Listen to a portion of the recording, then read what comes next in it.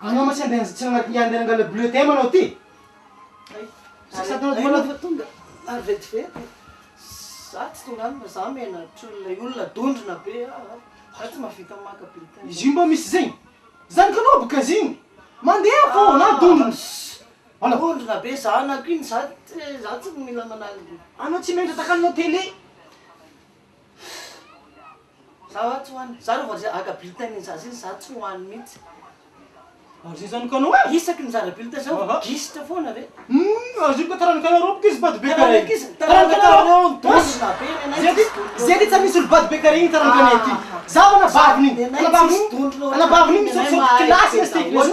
Dika zegny regny taranaka anay anabaviny. Taranaka anareo dondrona. Fa igny anao. Zao gna fianakavinareo. Tatao ty zany tsara ny kare. Gisitra ohatran'ireny taranaka anareo fa tsy taranaka anay. Tatao manao ty. Zany ianao makany sady midadana. Aha!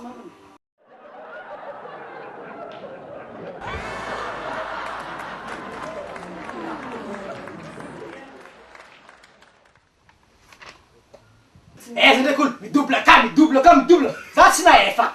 Nareo ihany dondrona. Mbesa bako, asa fakarakoro koa mbesa. Mbesa zigny mba isegny ka antsoviny ka jigny ty.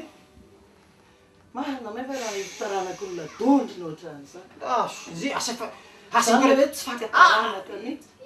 izy iny tsy taranaka anay bloka anao, taranaka anareo bady be kara igny. Vao mahita dondrona, misy hitanao dondrona mimenaka azy.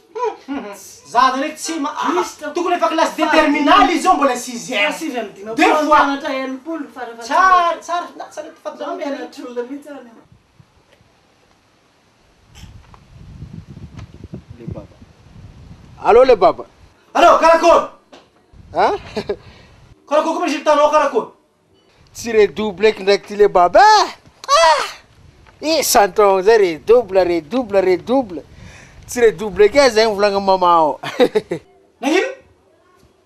Ala, tsy double zegny eky zanako. Zay zanako aminazy. Zay commence zanako. Efa commence nahepaka izy to. Taranaka anay ndraiky anay. Efa manomboka maka taranaka. Allô, angalataka correct. Zanako karaha zegny. Ke karakôry? Firy amanao zanako la? Hein? Remise à sa famille le baba. Nagnino? Remise à sa famille. Ha? Firy mo? Remise à sa famille zegny. Ha?